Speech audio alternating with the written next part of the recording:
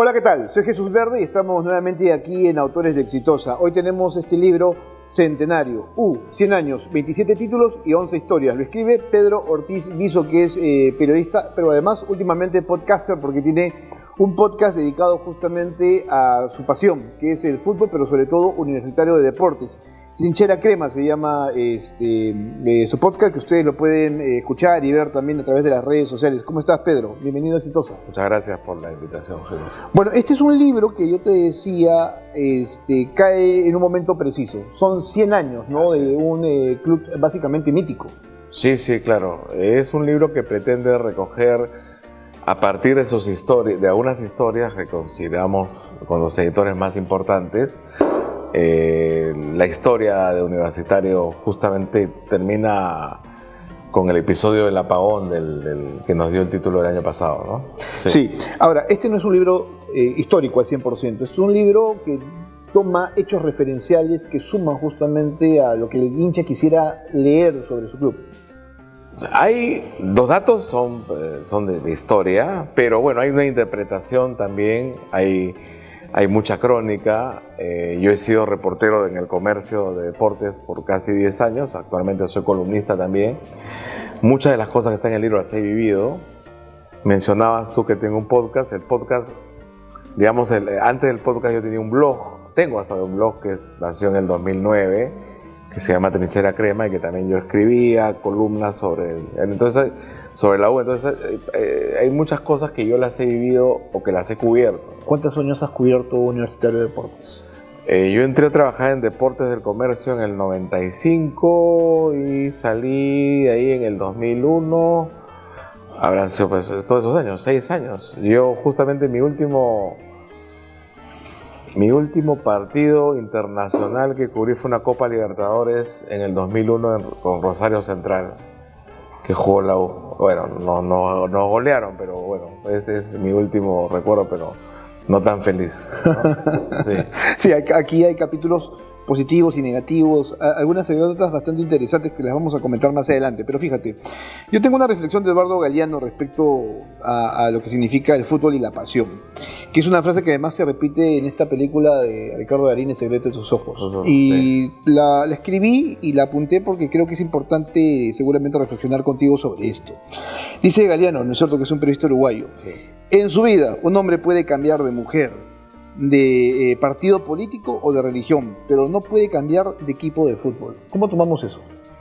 Es que el fútbol es algo que nos cambia la vida, ¿no? Los equipos de fútbol nos cambian la vida, ¿no? Justo lo que yo en una entrevista anterior decía, que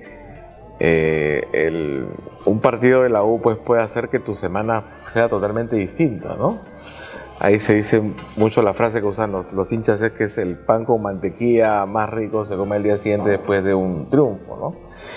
También te sume la tristeza total, ¿no? En las lágrimas o en la indignación o en la... y me imagino que pasa lo mismo con cualquier hincha de cualquier club. Es que el fútbol es algo irracional, pero que es tan importante en la vida de tanta gente que bueno, provoca hoy día, viniendo para acá, escuchaba que ha habido una agresión de unos hinchas que han ido a buscar a los hinchas a los jugadores del Sport Boys al entrenamiento a golpearlos porque perdieron 6-2 ayer, ¿no? Entonces, ese tipo de cosas ocurren en el fútbol, ¿no? Graves, delincuenciales, absolutamente irracionales, pero que también te hacen pues sentirte pues el más feliz de los mortales. Puedes tú pasar de un momento de absoluta tristeza a, en esos 90 minutos que dura un partido, encontrar nuevamente la alegría, ¿no? ¿Y eso es Universitario de Deportes para ti y para muchas personas? Para mí sí, efectivamente. He pasado también, como cualquier hincha, momentos muy dolorosos, momentos muy tristes. Justo recordaba este partido que te decía. Ese partido luego lo pierde 6-0 con Rosario. Lo pierde en el mismo escenario donde perdió Perú 6-0 con Argentina en el Mundial del 78. Y había algunas coincidencias, ¿no? Porque el arquero de la U en ese entonces era Oscar Ibáñez, que era un arquero argentino nacionalizado, como lo fue Quiroga. Y fue una crónica que la hice muy rápido, porque ya más o menos tenía las cosas en la cabeza. pero fue a la vez muy triste y fue creo que mi última gran nota sobre la U como periodista deportivo. Pero bueno, es parte del anecdotario que tiene todo hincha, porque esto está lleno de derrotas y de triunfos. Yo te lo preguntaba porque uno nunca deja de ser hincha.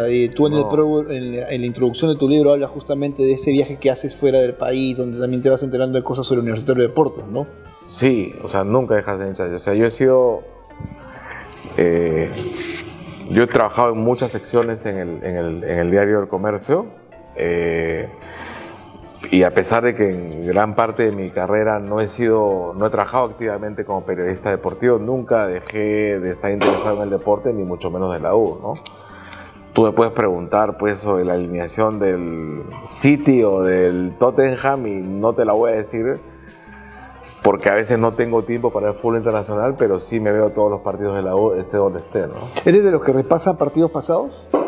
Antes más. Ahora para el libro he revisado libros, he revisado YouTube, he revisado cosas que he escrito, he conversado con hinchas que tienen, o con periodistas que tienen mucha mejor información y memoria que yo, para tratar de ser lo más preciso posible, ¿no? Esto porque el libro empieza con básicamente una recopilación de partidos, sí, donde hay protagonistas importantes y protagonistas que marcaron determinados momentos de la U, ¿no es cierto? Yo me quedo con esto que pasó con, por ejemplo, en 1941, donde tú titulas Cañonero y Boxeador, ¿no? Donde se habla de Lolo Fernández y cómo acaba un partido con una agresión que él en principio no buscó, sino que lo buscaron, ¿no? Y que tuvo que responder. Sí. Además está contada de diferentes maneras porque en el libro de anécdotas donde encontré, fui corroborando información y hay información que no corresponde con la realidad, al menos con el resultado, con lo que ocurrió, ¿no? Pero finalmente pues es parte del folclore y parte de cómo uno lo va coloreando. Además uno recuerda, no recuerda lo que sucedió exactamente, sino cómo tú lo recuerdas, ¿no? Entonces en el caso de Lolo, él tenía ese recuerdo medio gracioso que me imagino que en ese momento no lo fue, ¿no? Sí, mira, dice, ¿no? En una de esas en que me voy a parar la pelota de reojo, manyeque el sambo que se me venía encima con malas intenciones, entonces volteé rápidamente y lo agarré en el aire, golpeándolo con mucha fuerza y cayó al gramado retorciéndose de dolor. Se levantó enfurecido y se me cuadró en plan desafiante. En ese momento me acordé de las cobolladas y lo crucé con un golpe, de derecha en la mejilla, después lo empalmé con otro en el ojo. Esto a mí me refiere a que el fútbol es básicamente una batalla, ¿no? Ah, sí, por supuesto. Es un escenario simbólico de guerras y el deporte en general, ¿no? No sé si... Y de controversias también. Sí, yo recuerdo mucho un texto de Sofocleto, de uno de sus libros, no recuerdo cuál, que relataba este enfrentamiento que hubo en ajedrez entre Boris Spassky y Bobby Fischer, ¿no? Uh-huh. Y después buscando información, pues fue un momento en que un partido de ajedrez que mantuvo al mundo en vilo porque era época de la Guerra Fría, entonces era una especie de simbolismo en una guerra entre Estados Unidos y la Unión Soviética, ¿no? Y lo mismo pasa en el fútbol, ¿no? Este tema de los deportes, ahora que lo tocas, ¿no? La política no está alejada de los deportes. No, para nada. Desde siempre hay una utilización política. Hay estudios que señalan que los países que organizan eventos deportivos aumentan su grado de felicidad, ¿no? Y creo que nosotros podemos recordarlo. En el 2019, que hubo una época de crisis política espantosa, por ese mes que hicimos los Panamericanos nos sentimos orgullosos, ¿no? Y aplaudimos a Vizcarra y a mucha gente que estuvo en el Estadio Nacional o en los eventos, ¿no? Sí. Tú repasas aquí los diferentes campeonatos, desde el primero hasta el segundo, los bicampeonatos también, algunos más tardíos que otros, ¿no es cierto? Sin embargo, destaca justamente la trayectoria de quienes fueron ídolos. Yo rescato dos del que hablábamos, Lolo y Toto, ¿no? Claro. Que a la larga terminaron saliendo de Universitario de Deportes, uno colgando los chimpunes y el otro yéndose a otro equipo, ¿no? Sí, en el caso de Lolo es muy importante, no solamente para la U, sino para el fútbol peruano, porque Lolo de alguna manera permitió que la U se hiciera un club nacional, ¿no? Porque es un Universitario de Lima. Entonces, en esa época los clubes hacían muchas giras por provincias y eso permitió que conforme creciera la fama de Lolo, creciera también el hinchaje por Universitario. Y en el caso de Toto, lo que me cuentan hinchas antiguos con los que tuve oportunidad de conversar es que Lolo en sus últimos años casi no jugaba, porque ya era muy mayor y estaba muy lesionado. Entonces, digamos, quien vino a refrescar el hinchaje por la U fue Toto Terry. Y hay mucha gente que está por encima de los 80 años, que alcanzó a ver a Lolo, pero que tiene un recuerdo más vívido y más feliz de Toto Terry, ¿no? Bueno, es lo que pasa por lo general cuando se debate entre quién fue el mejor jugador, ¿no? Pelé o Maradona. Ah, obvio, sí. Los contextos son completamente distintos. Uno va a tomar decisiones o a desarrollar opiniones en función de lo que ha visto, ¿no? Y en el momento en que lo ha visto también. O sea, eso hay que dejarlo bastante en claro. Y aquí han pasado 100 años. Sí, sí, por supuesto. Y hay diferentes capítulos y gente además que se ha ido sumando. Hay un capítulo que yo lo leí que me pareció interesantísimo. ¿Qué es esto que pasó con la caída del Fokker y la caída de Alianza Lima en 1987, ¿no? Sí. Universitario, o sea, si bien es cierto, era una tragedia, Universitario nunca renunció al título. No. En esa época, yo te digo, yo recuerdo mucho que cuando ocurre la tragedia, nosotros en mi casa hemos vivido en La Victoria muchos años. Yo vivía relativamente cerca del estadio de Matute. Fuimos con mi papá al estadio de Matute con mi hermano, estuvimos ahí en los homenajes que se hicieron y todo el mundo estaba muy sentido. Y en esa época se hablaba de entregarle el título a Alianza, de que una forma de homenaje. Se cambió las reglas del campeonato, los clubes prestaron jugadores. De dentro y de fuera, ¿no? Sí, vinieron jugadores de Colo-Colo. La U prestó un jugador, los jugadores hubo jugadores que se negaron a ir también. Pero el campeonato se jugó como tenía que jugarse. Eso sí, creo que Alianza jugó solamente en Lima. Y yo recuerdo que me iba al estadio todas las semanas porque habían tripletes y me quedaba a ver no solamente los partidos de la U, sino los partidos de Alianza. Además me dio la oportunidad de ver jugar a Cubillas, que se había retirado y que volvió a jugar. Regresó, claro. Y en el último partido, que es un partido que juega la U con Alianza, y eso yo se lo he mencionado a Juan Carlos ahorita, digo, yo me acuerdo clarísimo, le digo que una de las primeras jugadas, Lucho Reina va y le mete una patada a Teófilo Cubillas. Había que jugar el partido en serio, ¿no? Y así lo jugaron. Pero fíjate que eso me parece un gesto de respeto, ¿ah? Claro. Porque tú no puedes, por una sensación de, no sé, lástima, dejarte ir, ¿no? O sea, dejar de ser quien eres. Como profesional, hablo de los futbolistas en particular y como equipo, ¿no? Y como marca, ¿no? Referente del fútbol peruano. Además, yo creo que los hinchas de Alianza se hubieran sentido muy mal si les hubieran entregado el campeonato sin haberlo ellos luchado, ¿no? Este es un gran capítulo, la verdad. He leído tu libro de manera meticulosa y he apuntado algunas cosas que me parecen interesantes sobre, primero, lo que haces, ¿no? La recapitulación de cada partido. Eso me parece interesante, cómo es que vas contando las cosas. Y luego cómo vas desarrollando, por ejemplo, los perfiles, ¿no? de los grandes personajes de la U.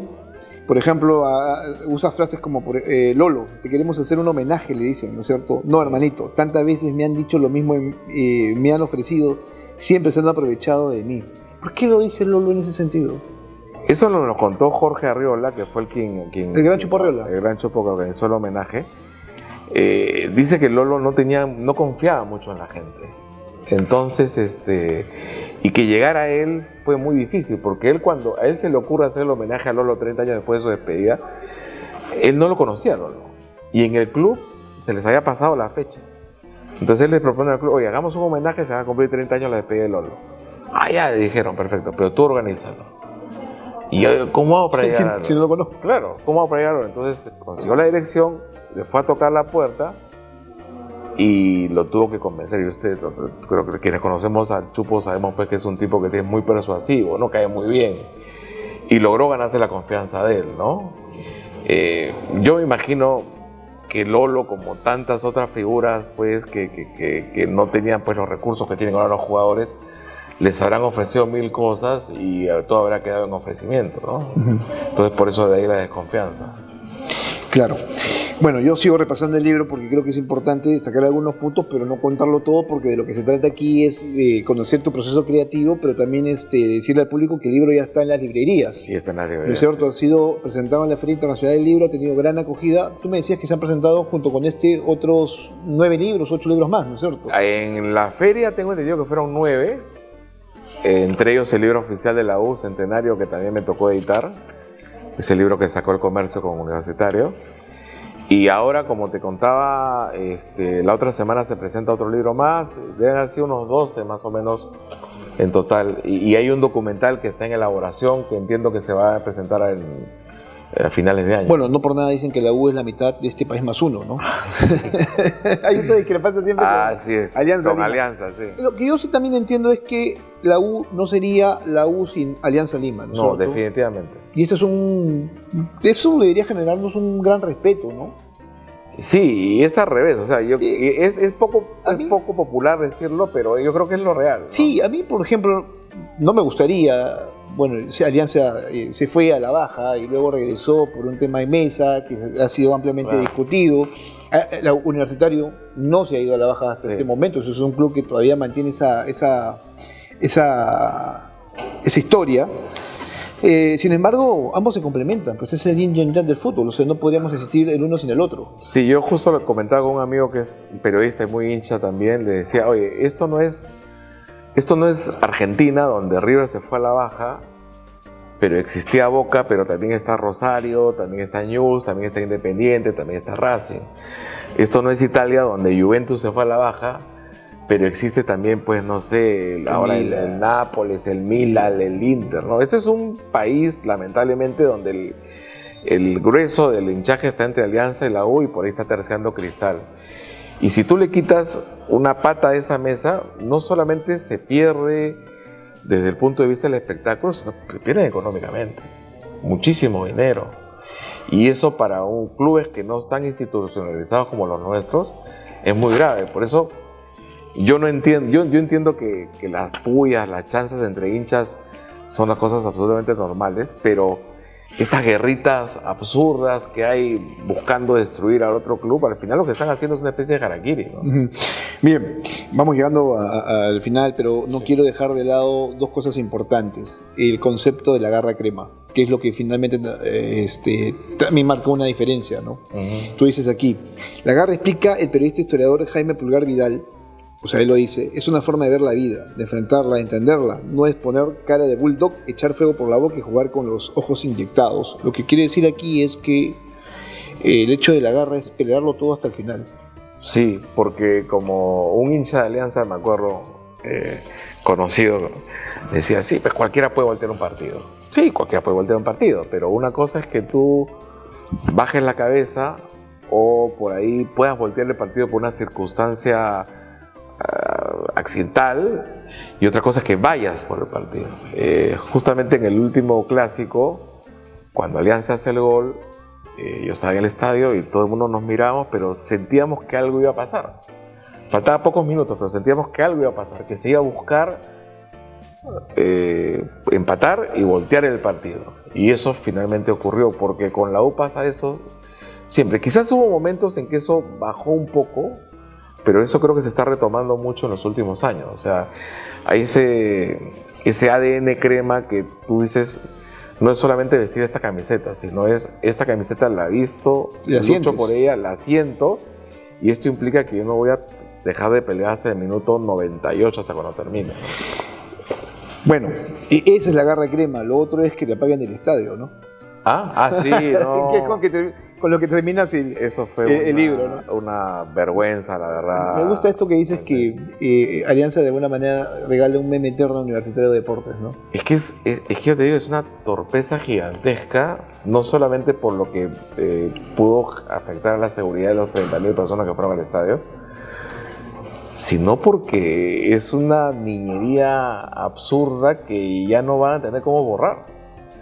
Es como los hinchas de River y Boca, ¿no? O sea, nunca más seguramente River y Boca definirán una Copa Libertadores en España como lo hicieron, y los de River siempre le van a sacar en la cara a los de Boca: yo te gané el Libertadores en el Santiago Bernabéu.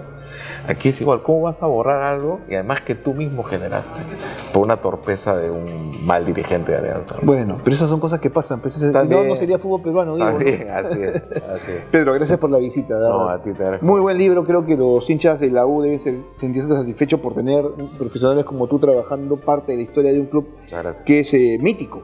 Sí. Ese término, ¿no? Mítico, o sea, es sustancial para estos clubes. Sí, sí, claro, es que es algo que supera lo terrenal, ¿no?